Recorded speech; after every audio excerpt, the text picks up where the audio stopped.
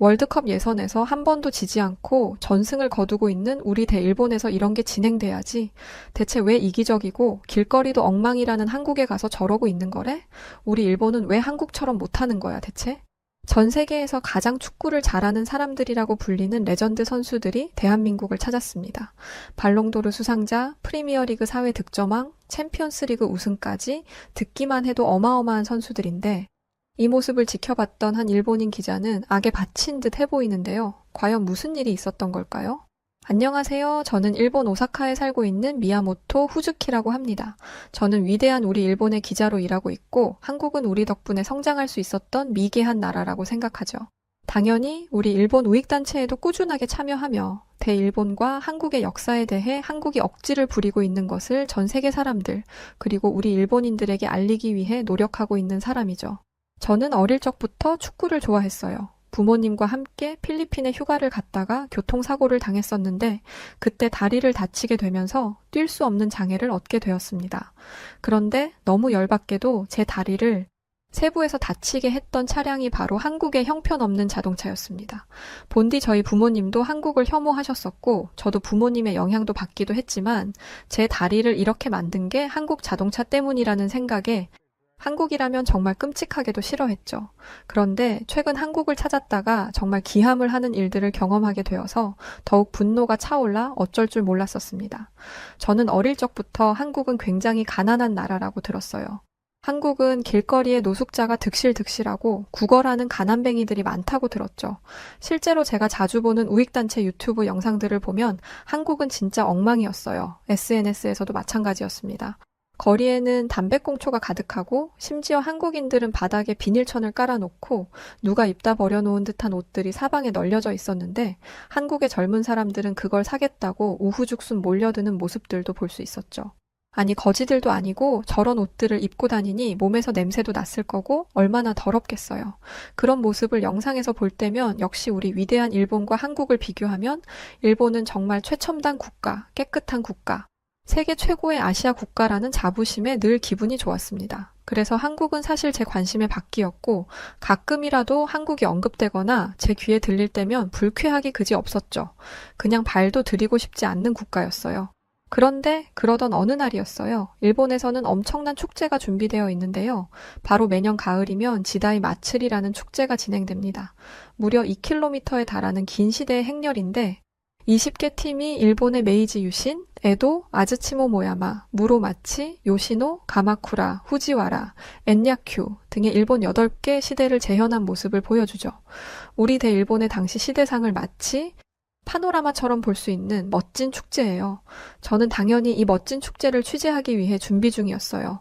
그런데 방송기자국 동료들이 해외라도 나가려는지 짐을 바리바리 싸고 있던 것이었죠. 뭐 해? 어디를 촬영 가길래 그렇게 짐들을 싸고 있니? 그랬더니 동료들에서 정말 충격적인 말들이 나왔죠. 못 들었어? 한국의 세계적인 축구 선수들이 대거 오잖아. 티에리 앙리, 드로그바, 퍼디난드, 카카, 히바우드 등등 세계 최고라고 불리는 해외 축구 선수들이 다 한국에 온대. 저는 너무 깜짝 놀랐어요. 저는 원래 어릴 적부터 축구를 좋아하고 사랑했던 사람으로서 지금 동료가 말한 이 선수들이 전 세계적으로 얼마나 위대하고 대단한 선수들인지 잘 알고 있었죠. 그런데 제가 놀란 부분은 바로 대체 왜 이런 대단한 선수들이 우리 일본이 아닌 쓰레기 천국에 노숙자 천지인 한국을 가냐는 거였어요. 믿기 힘든 소식이었죠. 제 기자 동료들은 그 선수들을 보기 위해서 한국으로 취재를 떠난다고 짐을 싼 거였습니다. 저는 이 상황이 이해되지 않아서 정말 꼭 취재하고 싶었던 우리 일본의 축제 촬영을 다른 지인 동료에게 부탁하고 한국으로 떠나는 동료들을 따라 한국에 가기로 했어요. 더럽고 가난한 한국엔 정말 들어가고 싶지 않았지만 세계 최고의 선수들을 볼 수 있다는 생각을 해보면 가야 된다고 몸이 말하고 있었거든요. 또 형편없는 한국에서 고생하게 될 해외 선수들을 취재해서 전 세계가 볼 수 있도록 기사를 담자고도 마음먹었죠. 한국으로 떠나는 준비를 하면서 저는 동료들에게 말했어요. 아니, 아시아 축구하면 일본이 최강 아냐? 대체 왜 한국같이 더럽고 못 사는 국가에 그런 대단한 선수들이 모이는 거래? 차라리 일본으로 왔으면 정말 좋았을 텐데. 그러자 동료 중에 한 명이 아시아에서 일본이 1등이 맞지. 근데 한국에도 유명한 해외파 선수들이 많잖아. 손흥민도 있고 김민재, 이강인 등등 말이야. 그럼 뭐해? 요르단 같은 동남아 후진국에도 지는 나라인데 돈을 많이 준다고 했나? 그렇지 않고서야 그 선수들이 한국에 갈 이유가 없는데, 아, 한국은 돈도 없을 텐데 뭐 때문에 오는 거지? 대체 이해할 수가 없네. 아무튼 저희들은 그렇게 비행기를 타고 한국으로 향했습니다. 그리고 얼마 지나지 않아 인천공항에 도착해서 내렸죠. 그런데 공항에 발을 딛자마자 좀 이상하다는 생각이 들더라고요. 기분이 굉장히 묘했죠. 한국을 난생 처음 방문한 터라서 처음 보는 모습들에 놀랄 수 있다고는 생각했지만 제가 활동하는 단체에서 들었던 이야기와는 조금 달랐기 때문이었어요. 인천공항이야 해외 사람들이 많이 오는 곳이니 시설은 잘 되어 있을 거라고 생각은 했지만 분명 시끄럽게 싸우고 매너가 더러운 한국인들이 즐비하다고 생각했는데 제 눈앞에 보이는 수많은 한국인들 중에는 목소리를 높여 다투거나 싸우거나 매너 없는 행동들을 하거나 하는 모습을 볼 수 없었기 때문이었어요. 그리고 무엇보다 가장 놀란 건 한국인들이 생각보다 꽤나 컸다는 것이었어요. 저는 키가 172cm로 일본에서 나름 키가 큰 걸로 상위에 속하는데 한국 남성들은 대부분이 180이 넘어가는 듯해 보였죠. 왠지 모르게 약간 자존심이 상한다는 느낌이 들었습니다. 한국인을 제가 아래에서 위로 올려다 봐야 했으니까요. 기분 나쁘더라고요. 어쨌든 한국에 오기는 했지만 한국인들을 위해서는 단 한 푼도 쓰지 않겠다는 유치한 생각을 하며 저희 취재팀이 예약한 호텔로 향했습니다. 호텔에 도착했을 무렵에 함께 왔던 동료가 A4 용지를 한 장씩 주더라고요. 어차피 나는 한국에서 단 한 푼도 쓸 생각이 없었기 때문에 취재 전까지 아무것도 가지 않고 호텔에만 있으려고 했고 함께 왔던 동료들도 저와 생각이 같을 거라고 생각했어요. 그런데 짐을 정리하자마자 우르르 호텔을 나가려고 하는 거였죠. 다들 어디 가게? 동료들은 한국에서 굶어 죽으려고 밥은 먹어야 하지 않겠어? 구경도 좀 하고 라고 말하며 서둘러 나갈 채비들을 하더군요. 생각해보니 밥은 먹어야겠구나 싶어서 억지로 동료들을 따라 나섰습니다. 호텔을 나와 한국의 거리를 걷는데 굉장히 사실 혼란스러웠어요. 한국의 거리는 누가 봐도 더럽지 않았고 길거리에 노숙자의 노자도 찾아볼 수 없었거든요. 오히려 세련된 옷차림의 한국인들이 옹기종기 짝을 이뤄 길을 걸었고 그 모습은 마치 강대국인 미국의 라스베가스 거리를 보는 듯한 기분을 느끼게 했습니다. 그때쯤이었을 거예요. 소변이 마렵다는 생각에 화장실을 가야 했죠.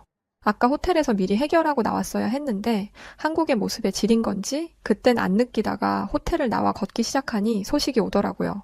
그래서 저는 근처에 화장실을 찾았는데 마침 지하철로 들어가는 계단이 보이더군요. 동료들에게 잠시 다녀오겠다고 하고는 지하철이 있는 지하 계단으로 향했죠. 그리고 자연스럽게 개찰구를 통과하기 위해 표를 사려고 했습니다. 그런데 뒤따라온 동료가 갑자기 저를 말리더라고요. 지금 뭐 하냐면서요. 표를 사려는 저를 말리는 동료의 행동에 이상했어요. 아니 왜? 나 화장실 가야 한다니까? 그러자 동료가 폭소를 터트리며 말하더군요. 한국은 개찰구 통과 안 해도 돼. 저쪽에 안내판이 있으니까 안내판에서 화장실을 찾자. 네, 그랬어요. 사실 일본은 지하철역에 화장실이 있지만 보통 역 개찰구 안에 있기 때문에 화장실을 사용하기 위해서는 개찰구를 통과해야 합니다. 그래서 그 역을 통과하는 정기권이나 그 역에서 제일 저렴한 표를 끊어서 구매해야 안에 들어가 화장실을 이용할 수 있었거든요. 그런데 한국은 아니더라고요. 실제로 안내판으로 가서 보니 화장실이 개찰구 바깥쪽에도 있었고 누구나 필요하다면 무료로 이용할 수 있었던 겁니다. 솔직히 좀 이런 건 좋다는 생각을 했어요. 일본에서 갑자기 용변이 급하면 돈을 써야 하니 주머니에 돈이 없을 땐 난처할 때도 종종 있었거든요. 이뿐만이 아니었어요. 도착한 화장실에서 저는 감탄하고 말았죠. 이게 과연 수많은 사람들이 오고 가는 공중 화장실이 맞나 싶을 정도로 깨끗한 모습에 믿기지 않았습니다. 일본에도 깨끗한 화장실이 분명히 있기는 하지만 모든 곳이 깨끗하지는 않거든요. 만든 지 오래도 해서 낙후된 화장실들도 제법 많은데 한국의 화장실이 이렇게나 깨끗한 모습으로 유지되고 있다는 것에 당황했죠. 사실 이후에도 식사를 하러 간 자리에서 우리는 한국의 삼겹살이란 걸 먹었는데 일본에도 와규라는 고깃집이 있지만 이렇게 저렴한 가격으로 먹을 수 있는 삼겹살에 놀랐습니다. 너무 맛있었죠. 지금 와서 말하는 거지만 사실 소고기보다 돼지고기가 이쯤 되면 더 맛있는 거 아닐까 하는 생각이 들 정도로 한국의 삼겹살은 정말 대단히 맛있었습니다. 일본에는 달고 짠 음식들이 대부분이에요. 간장으로 만들어진 음식도 많고 기름에 튀긴 음식들이 주 음식일 만큼 어딜 가나 그런 음식들이 다예요. 심지어 튀긴 요리를 간장에 적셔 먹어야 하는 음식도 많죠. 어릴 때부터 그런 음식에 젖어 있던 제 입속으로 들어온 한국의 삼겹살과 한국의 김치는 매콤하면서 삼겹살의 고소함, 쌈장이라는 소스의 짭조름한 맛이 입안에 가득 담기자 도저히 수저를 놓을 수가 없었어요. 정말 미친 듯이 먹었습니다. 한국에서는 단 한 푼도 쓰지 않겠노라 다짐했건만 돈을 내고라도 더 먹고 싶은 그런 맛이었죠. 한국에서의 첫날은 말 그대로 당황, 놀람, 긴장, 의아함, 설레임 이런 감정들의 연속이었어요. 이후 저희는 인천공항으로 입국하는 유명 해외 선수들을 취재하기 위해 공항으로 향했습니다. 며칠 전 저희가 밟았던 공항이었는데 공항에 도착하니 어마어마한 한국인들이 몰려들어 있었어요. 그래, 분명 이렇게 많은 사람들이 모여 있다면 한국에 볼품없고 질서 없는 난장판의 한국을 볼 수 있겠구나 이렇게 속으로 생각했어요. 아무래도 사람들이 많이 모이다 보면 목소리도 커질 거고 서로 선수들을 보겠다고 새치기 하거나 싸우는 사람들도 있을 거라고 생각했었죠.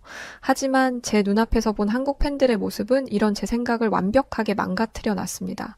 주최 측에서 준비한 라인으로 한국 팬들은 응원하는 해당 선수들의 유니폼을 들고 질서 있게 해외 유명 선수들을 기다리고 있었어요. 그 어디에서도 싸우는 소리는 들을 수 없었고 처음 만난 사람들끼리 누군가를 함께 응원한다는 공감대가 형성되며 하나같이 밝은 미소를 보이며 즐거운 마음으로 선수들을 기다리고 있는 듯해 보였습니다.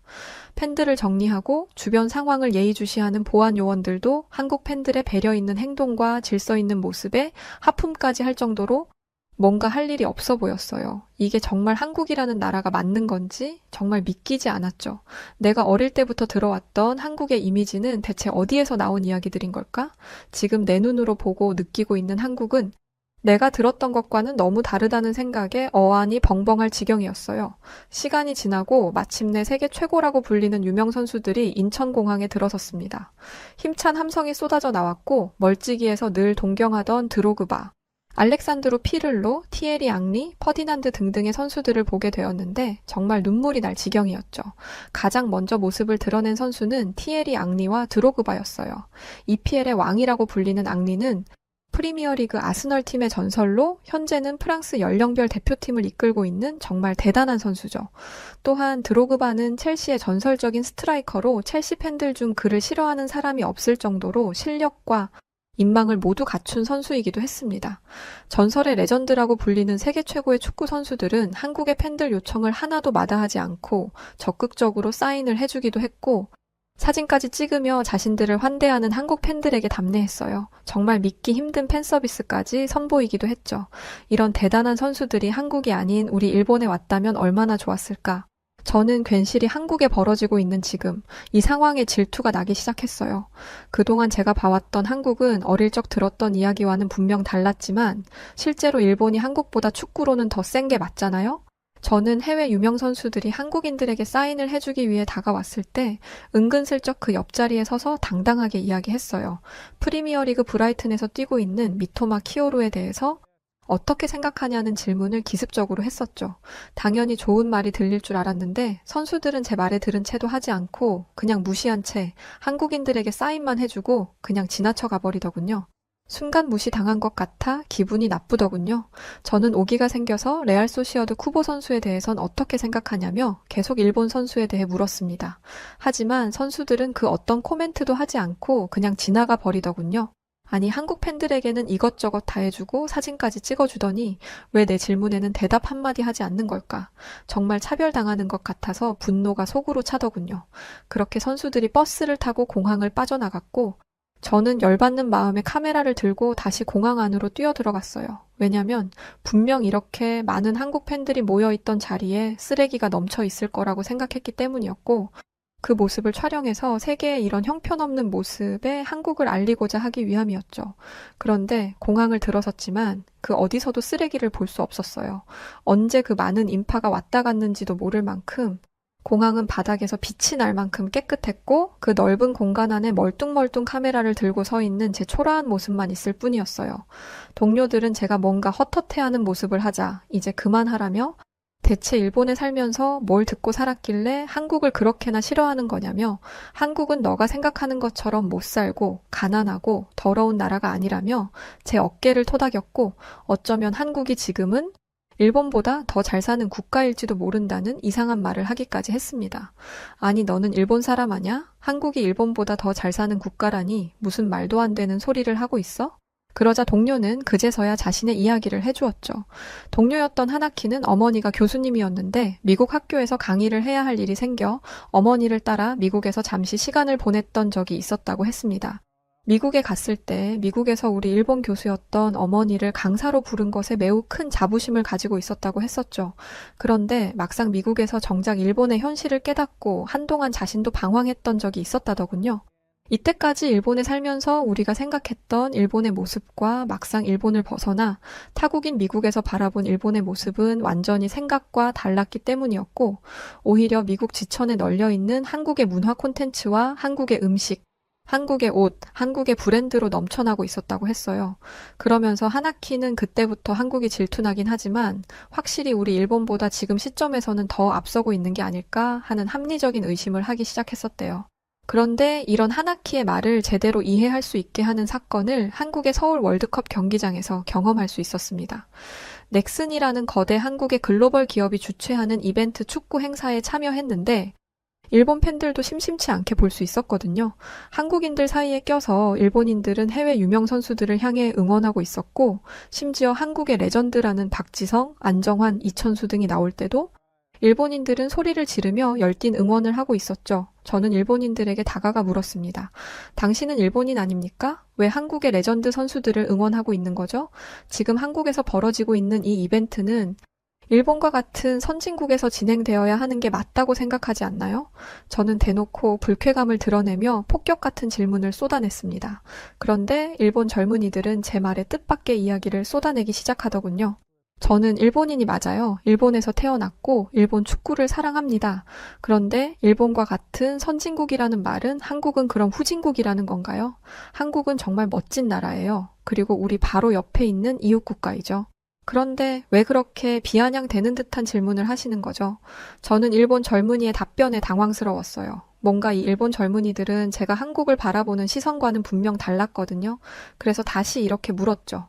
한국보다 일본이 축구를 더 잘하는 나라인데 일본 선수들과 이 전설적인 선수들이 함께하면 더 좋지 않았을까요? 그러자 일본 젊은이는 답답한 듯한 표정으로 저를 바라보더니 이런 말을 하더라고요. 저기 기자분, 해외에 나가보세요. 해외에 나가서 지금 저에게 했던 질문을 그대로 한번 해보세요. 축구의 종주국이라는 영국이나 독일, 스페인, 프랑스와 같은 축구 강국에 가서 우리 일본 선수들 이름을 대고 자랑하듯 이야기하면 오히려 뺨이나 안 맞으면 다행일 거예요. 일본에서 프리미어리그 빅식스 팀에 주장을 했던 사람이 있나요? 프리미어리그에서 득점왕을 했던 선수가 있나요? 프리미어리그에서 푸스카스 상을 받았던 사람이 있나요? 세계 최고 리그에서 200골을 넣은 선수가 있나요? 일본에는 이런 임팩트 있는 세계적인 선수가 없어요. 해외에서는 일본을 잘 모른다고요? 아시겠어요? 저는 아무 말도 못했어요. 하나키가 공항에서 어머니와 미국에 갔다가 미국에서 실제로 바라보고 있는 일본에 대해 잘 인지하지 못하고 오히려 한국의 문화들이 미국을 점령하고 있었다는 이야기가 머릿속에 오버랩되면서 일본인들마저도 이런 생각을 하고 있다는 것에 큰 충격을 받을 수밖에 없었습니다. 그날 경기장에선 6만 4천 명이라는 엄청난 인파의 응원 속에 아이콘 매치가 성황리에 진행되었고 전반전 경기가 끝난 뒤 해외 유명 가수들이 나와 부르는 노래에 수만 명의 한국인 팬들은 같은 음성과 목소리로 떼창을 불러 해외 유명 가수들에게 감동을 주기까지 했었죠. 그 모습을 보고 있으면서 제가 무슨 생각이 들었는지 아시나요? 이렇게 많은 수만 명의 인파 속에서 혼자만 왕따당한 사람 같은 기분을 느끼고 몸에서 돋는 소름 때문에 한 마리의 닭이 된 기분이었습니다. 한국 팬들은 경기장에서도 질서 정연했고 행사 이후에도 교통질서는 물론이고 마구잡이로 무단횡단하는 사람들도 보이지 않았고 혹여나 사람이 지나가진 않을까 속도를 줄이며 조심스럽게 운전하는 한국의 차량들을 볼 수 있었죠. 저는 한국을 눈으로 보고 체험하고 있으면서도 이런 모든 모습들이 당황스럽기만 했습니다. 분명 나는 내가 속해 있는 단체에서 보여준 영상에서 한국이 더럽고 지저분하고 거리에는 노숙자들이 가득하고 목소리를 크게 하고 싸우는 영상들을 분명 내 눈으로 봤는데 대체 그 영상은 어디서 나온 걸까 싶었죠. 그래서 다시금 그 영상을 켜봤어요. 그런데 그때 저는 쭈뼛하며 아차 싶다라는 생각을 했었는데요. 왜냐하면 그 영상은 실제 목소리가 나오지 않고 있었고 음성이 소거된 채로 한 일본인의 음성이 그 영상을 대체하고 있었던 거예요. 또 영상을 유심히 보다 보니 한국어가 아닌 한자로 된 간판들이 종종 보였고 심지어 국기까지 보이더군요. 그 영상은 한국이 아닌 중국 영상이었던 겁니다. 전혀 몰랐어요. 일본에서 단체 소속인들과 함께 있을 때는 그런 걸 캐치하지 못했었는데 막상 한국에서 다시금 영상을 꼼꼼하게 보니 그 영상 속 주인공은 한국이 아닌 중국이었던 거죠. 그런데 이걸 한국이라고 속여서 단체 회원들에게 보라며 한국 혐오를 부추기고 있었던 거였어요. 사실 충격이었죠. 한국에서의 일정을 마치고 다시 일본으로 돌아가서 이 부분을 따져 묻기 위해서 단체에 가서 영상의 진위 여부를 물었습니다. 하지만 단체에서는 영상에 나오는 곳들은 모두 한국이 맞다며 절대 그런 오해를 해서는 안 된다고 하는 거였죠. 그래서 저는 바로 전날 취재 때문에 한국을 직접 다녀왔고 한국 어디에서도 이런 형편없는 모습을 볼 수가 없었다고 말하자 단체 회원 중에 한 분이 다가와서는 저에게 물을 끼얹어 버리더군요. 뭐 하시는 거예요? 왜 물을 뿌리세요? 그러자 그 회원은 더러운 한국에 다녀왔다면 당연히 뿌려야지. 그 냄새나는 한국의 때를 씻어내야 하니까 당장 집으로 돌아가서 몸을 깨끗하게 씻고 와. 그게 아니라면 다신 단체에 올 생각도 하지 마. 홀딱 젖은 채로 집으로 돌아가는 길 마음이 착잡했습니다. 대체 진실은 뭘까? 분명 내가 본 한국은 우리 일본보다 더 잘 사는 국가인 것 같았고 10월 20일 늦은 밤 한국에서 일본으로 돌아왔던 날입니다. 한국을 여전히 저는 좋아하지 않아요. 분명 한국은 우리 일본의 도움으로 성장할 수 있었던 나라라고 여깁니다. 또한 아직까지도 아시아에서 우리 일본이 최고라고 믿고 있어요. 하지만 제 눈으로 모든 걸 경험한 이상 인정할 건 이제 인정은 하고 있습니다. 분명 한국은 내가 알고 있던 형편없는 국가가 아니라 세계로부터 인정받고 있는 국가였다는 것. 그리고 제가 있는 단체에서 퍼뜨리고 있는 이야기들은 모두 사실이 아닌 꾸며낸 이야기라는 것, 옳고 그름 정도는 구분할 수 있게 되었죠. 한국의 유명 레전드 선수들인 박지성이나 안정환, 이천수, 박주호 등등의 선수들이 전 세계 전설이라고 불리는 최고의 선수들과 어깨를 나란히 하고 아주 친한 친구들처럼 웃으며 보내는 모습들은 왠지 우리 일본은 언제 이런 한국 선수들과 같은 영향력을 끼쳐볼 수 있을까 하는 섭섭한 마음이 들어요. 사연을 보내면 한국인들 뿐만 아니라 해외에서도 많이들 본다고 들었어요. 실제로 일본에서 듣는 사람들도 있으니까요. 제 사연이 그들에게 전해져 일방적이고 눈을 가린 채로 한국을 깎아내리기 위한 비방만 하지 않길 바래요.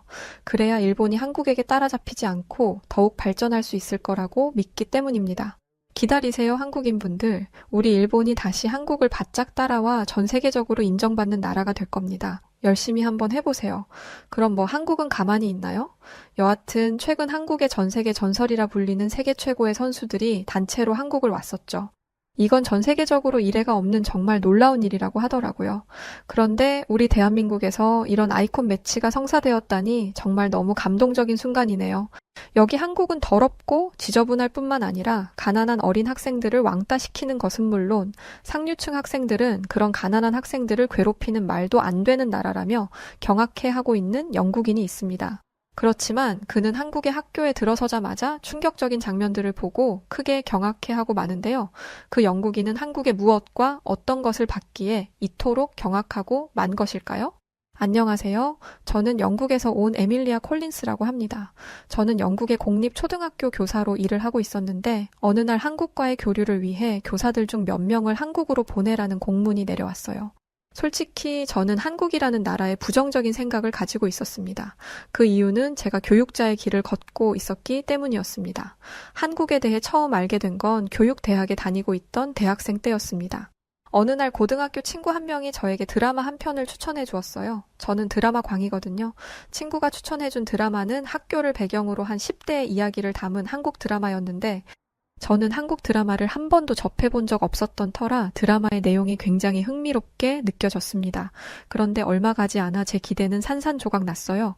그 드라마에는 상류층 자제들이 다니는 학교가 나왔는데 그 학생들은 가난한 학생 한 명을 괴롭히고 무시했습니다.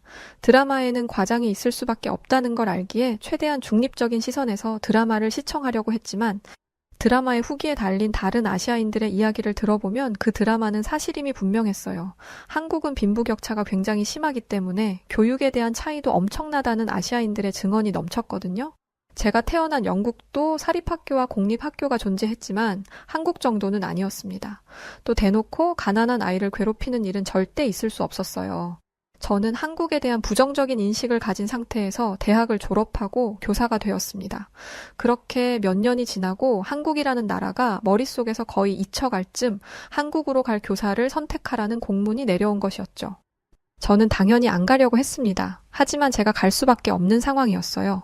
우선 대부분의 교사들이 기혼자였습니다. 저 외에 미혼인 교사들이 있기는 했지만 그 중에는 약혼자가 있는 교사도 있었습니다. 또 이 사실을 모두가 알고 있었죠. 배우자도 있고 약혼자도 있는 사람을 해외로 1년 동안 보내는 건 말이 안 됐다 보니 한국으로 갈 교사는 싱글로 추려졌습니다. 최종적으로 제가 선택되었죠. 한국행이 결정된 후 저는 친하게 지낸 중국 친구에게 이 사실을 알렸습니다. 그러자 그 친구는 길길이 날뛰며 어떻게 저를 그런 나라에 보낼 수 있느냐 화를 냈어요. 얼마나 화를 내는지 제가 더 당황해서 진정시킬 정도였죠. 그 중국인 친구가 화를 내는 이유는 이러했습니다. 한국인들은 더럽고 그들이 사는 곳은 지저분해. 그리고 그곳을 중국인 척 둔갑시켜 인터넷에 올린다니까? 그뿐만이 아니야. 중국이 북한을 도와주는 걸 싫어하기 때문에 중국에 대한 안 좋은 소문을 퍼뜨리고 있는 나라야. 실제로 한국에 가보면 한국은 빈부격차가 너무 심해서 길거리에서 굶어 죽는 사람들도 있고 TV나 인터넷에 한국이 잘 사는 모습들이 나오고 있는 건 전부 다 새빨간 거짓말이야. 친구에게 들은 한국의 모습은 처참했습니다. 특히 한국도 마찬가지라는 점에서 경악을 금치 못했어요. 교육은 나라에서 책임을 져야 하는 것인데 한국은 잘 사는 애들의 교육에만 신경을 쓴다는 것이었죠. 이런 나라에서 아이들을 가르쳐야 한다니 눈앞이 캄캄했습니다. 그런데 어떡하겠어요. 제가 한국으로 가는 것은 정해진 사실이었고 저는 1년만 채우자고 생각하며 도살장에 끌려가는 소마냥 비행길에 올랐습니다.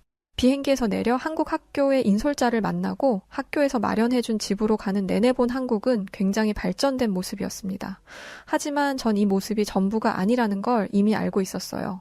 이렇게 화려해 보이는 곳을 조금이라도 벗어나면 먹지도 못하고 입지도 못해 굶어 죽는 사람들이 깔려 있다는 걸 알았으니까요. 학기가 시작하기 전까지 인솔자가 저를 데리고 이곳저곳을 데리고 다녔지만 모든 게 다 가증스러웠습니다. 다른 지역에 가고 싶다고 해도 서울에도 볼 것이 정말 많다 라며 서울에서 즐길 걸 다 즐기고 다른 지역으로 가자는 변명만 나열했죠. 제가 한국의 참상을 보고 실망할까봐 걱정하는 것 같았습니다. 저는 속으로 생각했어요. 어리석은 사람이네. 나는 이미 모든 걸 알고 있는데 라고 말이죠. 그렇게 학기가 시작되었습니다. 한국의 학교는 실로 대단했어요. 분명 공립학교라고 했는데 사립학교인 줄 알았습니다. 학교 내부와 외부는 깔끔하게 리모델링 되어 있었고 운동장에는 잔디가 깔려 있었어요. 교실도 마찬가지였습니다. 칠판이 갑자기 영상 스크린으로 변하질 않나? 학생들은 개인용 태블릿을 가지고 있지를 않나? 놀라움의 연속이었죠.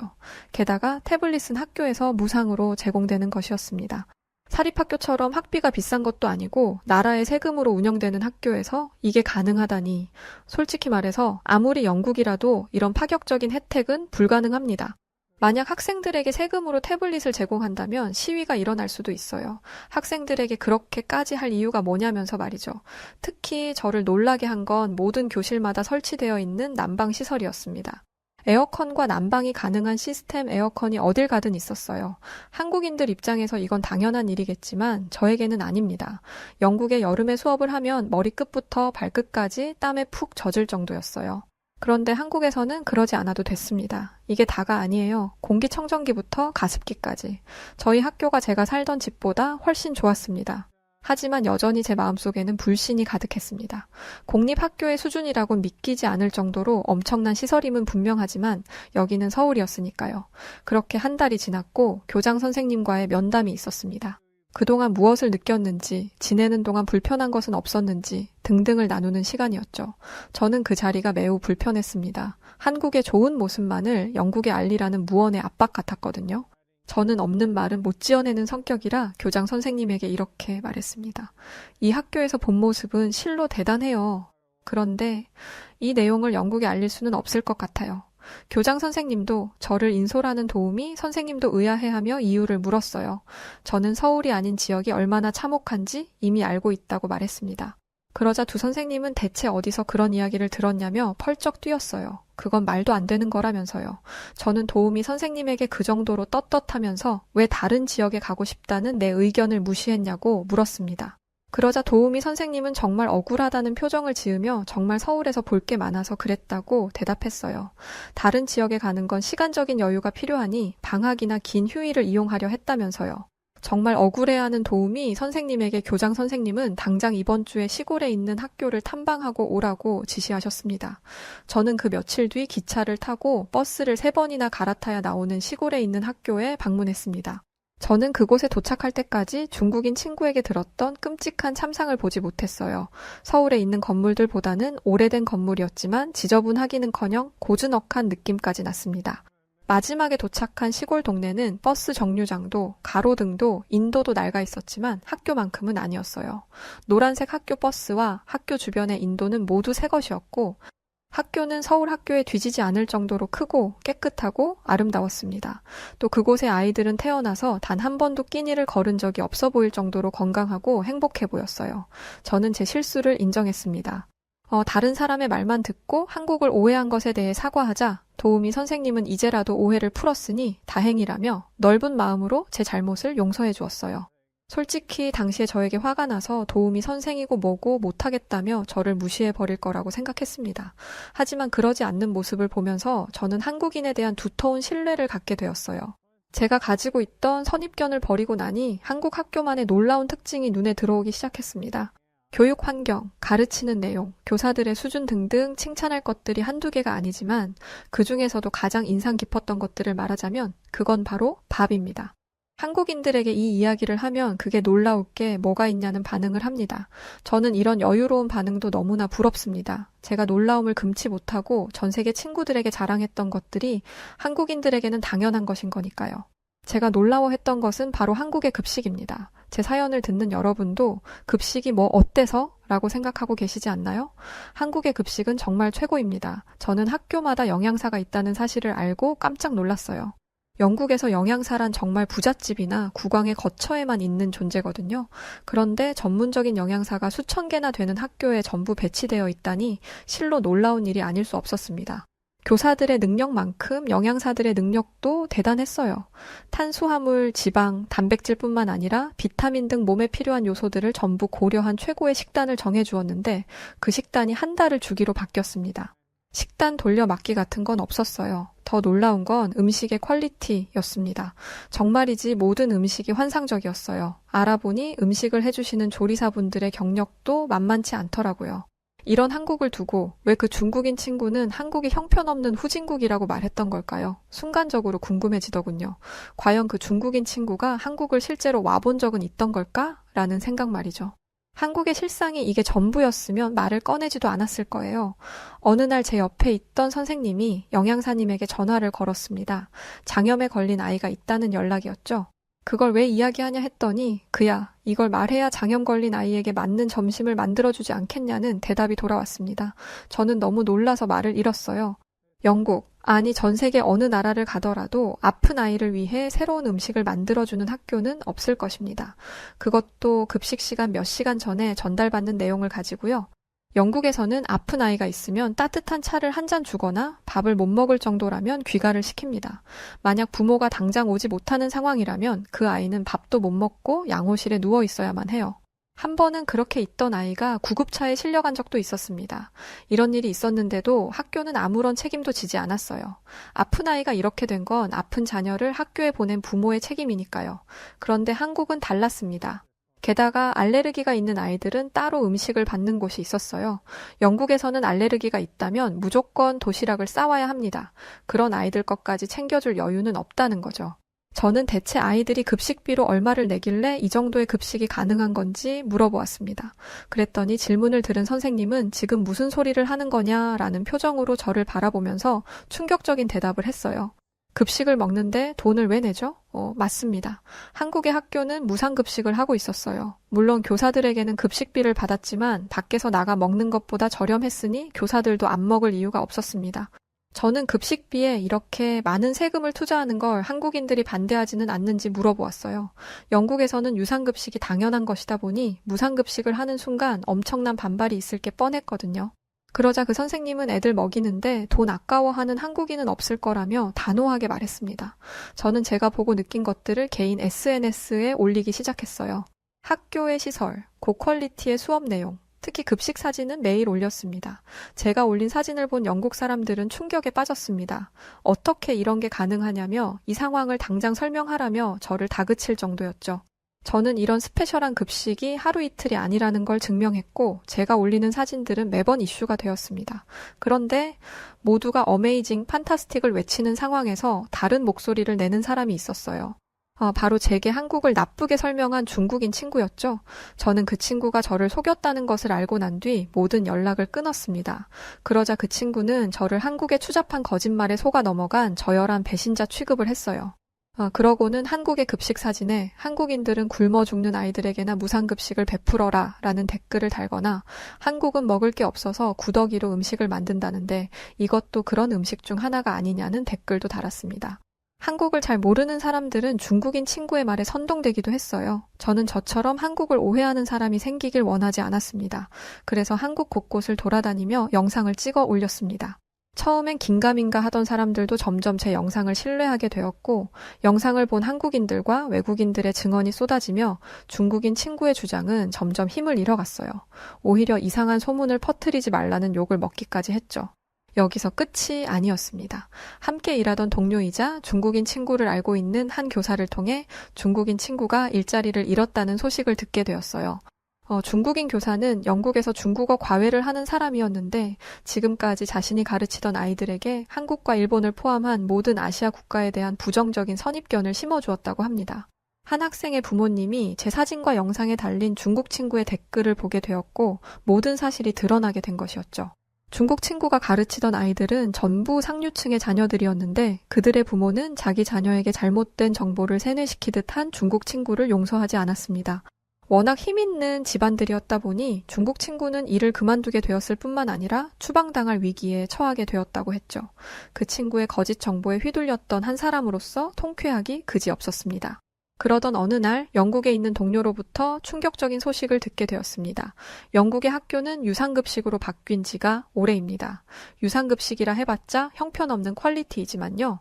유상급식으로 시스템이 바뀌면서 대부분의 아이들이 도시락을 싸오기 시작했습니다. 그런데 최근 경기가 역대 최악으로 안 좋아지면서 도시락마저도 못 싸오는 아이들이 많아졌고 결국 하교를 할 때까지 굶는 아이들이 많이 생겼다는 연락이 들려왔어요. 게다가 부모가 실직하면서 거리로 내몰린 아이가 영양실조 상태로 발견되었다는 충격적인 기사까지 나왔다는 소식이 나왔다고 합니다. 런던의 노숙자 수가 급증한 건 알고 있었지만 어린아이까지 이렇게 될 지경이라니 진짜 빈부격차가 심한 나라는 영국이었습니다. 그에 비해 한국은 잘 사는 아이든 못 사는 아이든 공평하게 교육을 받을 수 있었고 학교를 다니는 아이들이라면 모두가 균형 잡힌 식사를 할 권리를 가지고 있었어요. 기회가 되어 다른 학교에 있는 다른 나라에서 온 원어민 교사들을 만나게 되었습니다. 그들과 영국의 상황을 말하며 한국의 급식 시스템의 이야기를 했는데 미국, 브라질 등 전 세계에서 온 선생님들도 저랑 똑같은 생각을 하고 있었어요. 한국의 급식은 세계 수준이었습니다. 사실 영국에서만 있었더라면 영국의 급식 시스템에 별다른 이상을 느끼지 못했을 거예요. 하지만 한국에 와서 보니 아이들에게 질 좋은 식사를 보장하는 건 학교와 나라의 의무였습니다. 하지만 영국에서 한국과 같은 일을 하려면 전 국민의 동의를 얻어야 할 텐데 이건 세계가 거꾸로 뒤집혀도 불가능한 일일 거예요. 저는 한국에서만 이런 제도가 가능한 이유를 고민하기 시작했어요. 그리고 그 고민에 대한 대답은 얼마 지나지 않아 우연한 기회로 알게 되었습니다. 제가 있던 초등학교 앞에는 오래된 문방구가 있었습니다. 저는 이것도 한국만의 아름다운 전통이라고 생각해요. 아이들은 그곳에서 게임도 하고 간식도 먹고 학용품을 사는 거나 준비물을 사는데 그 모습이 참 따뜻해 보이더라고요. 그렇게 문방구를 지나가던 중 처음 보는 나이 지긋한 할아버지가 문방구 안에서 학생들에게 무언가를 나눠주고 있었습니다. 사장님도 아닌 사람이 지나가는 아이들을 전부 불러다가 학용품 같은 걸 나눠주는데 그 할아버지는 필요 없다는 아이들에게까지 억지로 학용품을 쥐어주었습니다. 저는 그 할아버지에게로 가서 사장님은 어디 가고 당신이 여기서 이걸 나눠주고 있냐 물었어요. 물론 대화가 될 리가 없죠. 당시에 제 한국어 실력은 형편없었습니다. 할아버지가 제게 무슨 말을 했지만 전 알아듣지 못했고 저를 무시하고 아이들에게 자꾸만 뭘 주려고 하기에 그걸 막아섰습니다. 낯선 사람이 주는 걸 함부로 받으면 안 된다는 건 만국 공통이라 생각했거든요. 결국 약간의 실랑이가 벌어졌고 학교에 있던 도우미 선생님이 급하게 나오셨어요. 도우미 선생님을 통해 의사소통을 한 뒤 제 얼굴은 새빨개졌습니다. 그 할아버지는 문방구 사장님의 아버지였고 이 학교가 세워질 때 문방구를 개업했던 전 사장님이었어요. 아들이 잠시 자리를 비운 사이에 방문해서 아이들에게 학용품을 나눠준 것이었죠. 남의 물건을 훔쳐서 쓴 게 아니라는 건 알았지만 아이들에게 무상으로 학용품을 나눠준 건 이해되지 않았어요. 할아버지는 제 물음에 대답해 주셨는데 저는 그 이유를 듣고 눈물을 흘렸을 뿐만 아니라 오랜 고민에 대한 답을 얻을 수 있었습니다. 할아버지는 한국에 가장 가난했던 시기를 버텼을 뿐만 아니라 한국 전쟁을 겪은 분이셨습니다. 굶지 않고 살아남는 게 최우선이었다 보니 꿈 같은 건 꿀 겨를도 없었다고 했죠. 그렇게 밥 굶고 살지 않을 정도가 되니 배우지 못한 것에 대한 서러움이 찾아왔다고 합니다. 하지만 이미 30을 바라보는 나이였고 2명의 자식을 가지고 있었죠. 그리고 이런 사연을 가진 사람들은 한국 사회에 여전히 많이 남아 있었습니다. 할아버지는 자기 자식들만큼은 원 없이 공부시키기 위해 뼈가 닳아 없어질 때까지 일하셨고 그 결과 학교 앞에 작은 문방구를 열 수 있었다고 해요. 이곳에서 장사를 하는 동안 돈이 없어서 학용품을 마련하지 못하는 아이들에게 다른 애들 몰래 준비물을 챙겨주기도 하고 가끔 불러다 라면도 끓여다 주셨더군요. 왜 잘 알지도 못하는 아이들에게 그렇게까지 하셨냐고 물으니 할아버지는 한국인들은 누구보다 배고픈 시절을 겪어봤기 때문에 굶는 사람들을 그냥 지나치지 못한다고 말씀하셨습니다. 배고픈 서름이 얼마나 큰지 알기에 그럴 수밖에 없다고요. 또 애들이 굶는 꼴은 죽어도 못 본다고 하셨어요. 내 애뿐만 아니라 남의 애일지라도 말이죠. 도우미 선생님도 이 말에 동의하셨습니다. 자신의 부모님 세대도 할아버지와 마찬가지로 생각한다면서요. 자신의 친구가 놀러 오면 꼭 밥을 먹여서 보냈고 집에 돌아갈 때는 과일까지 싸서 보내셨다 합니다. 저는 그 영향이 학교의 급식에도 영향을 끼쳤다고 생각했어요. 자녀 세대들만큼은 자기들처럼 굶지 않기를 바라는 그 마음 때문에 전 국민들이 학생들을 배불리 먹이는데 동의하는 것이라는 걸 깨달았죠. 이뿐만이 아니었습니다. 한국이 급속도로 경제 성장을 할 수 있었던 이유는 전부 교육 덕분이었어요. 한국인들은 작고 인구도 없고 자원도 없는 나라에서 할 수 있는 건 교육뿐이라는 것을 일찍이 깨달았습니다. 그래서 아이들을 가르치는데 힘을 쏟았고 그 결과 지금의 경제 대국이 되었던 것이죠. 한국은 공부뿐만 아니라 문화, 예술 하다못해 스포츠에서도 이름을 날리고 있습니다. 이 작은 나라에서 대체 어떻게 이런 일이 있을 수 있었을까요? 그 이유는 바로 아이들에게 지원을 아끼지 않고 자라나는 세대에게 과감히 투자한 한국의 아버지 세대 덕분이라고 생각합니다. 저는 영국을 비롯한 모든 나라가 한국을 따라야 한다고 생각해요. 영국만 해도 마찬가지입니다. 세계에서 손꼽히는 나라이고 대단한 역사를 가진 나라라 불리지만 실상은 밥도 먹지 못해 굶는 아이들이 있습니다. 아이들의 영양 상태는 생각도 하지 않죠. 세계 최고 강대국인 미국도 마찬가지입니다. 급식의 채소 비율을 높이라는 말에 토마토 케첩을 올려놓은 나라이니 말 다했죠. 아이들은 나라의 미래입니다. 그리고 한국은 그 사실을 누구보다 잘 아는 나라입니다. 저는 전 세계가 이 사실을 알 수 있도록 노력하고 있습니다. 그래서 한국에 있는 기간을 더 연장했었어요. 그렇게 1년이 될 줄 알았던 서울살이가 3년 가까이 되도록 한국에서 머물렀었고 지금은 한국을 떠나 영국에서 아이들을 가르치고 있지만 늘 한국에서 경험했던 일들을 가슴속에 담아두고 있습니다. 한국에서 봤던 문화와 아이들을 대하는 어른들의 마음가짐, 이 모든 게 지금 저에게 초석이 되어 영국에서도 꽤나 인기 있는 선생님으로 인정받고 있어요. 과연 제가 한국을 몰랐다면, 한국을 경험하지 않았다면 이렇게 인기 있는 선생님이 될 수 있었을까요? 한때 중국인 친구의 말에 속아 한국을 크게 오해했던 지난 날이 매우 후회스러울 뿐입니다. 앞으로도 한국에서 배운 삶의 지혜들을 품고 더 열심히 정진하고 아름다운 인생이 될 수 있도록 최선을 다해 지내겠습니다. 그리고 저에게 도움을 줬던 도우미 선생님을 비롯한 한국인 분들에게도 진심으로 감사의 인사를 전합니다. 자, 오늘 사연은 미디어 속 드라마와 중국인 말에 속아 한국을 크게 오해했었던 영국인 선생님, 에밀리아 콜린스 씨의 에피소드를 담은 소중한 사연이었습니다. 오늘의 사연 어떻게 들으셨나요? 오늘은 봄비가 내려서인지 날이 좀 쌀쌀했던 것 같은데 건강관리 잘 하시고요. 오늘 사연이 즐거우셨다면 구독과 좋아요, 알림 설정 부탁드려요. 그리고 감기 걸리지 않게 조심하시고 오늘은 여기서 인사드리겠습니다. 그럼 지금까지 해외 다양한 감동적인 사연들을 읽어드리는 여우튜브 송은지였고요. 끝까지 시청해주신 모든 분들께 진심으로 감사드립니다. 고맙습니다.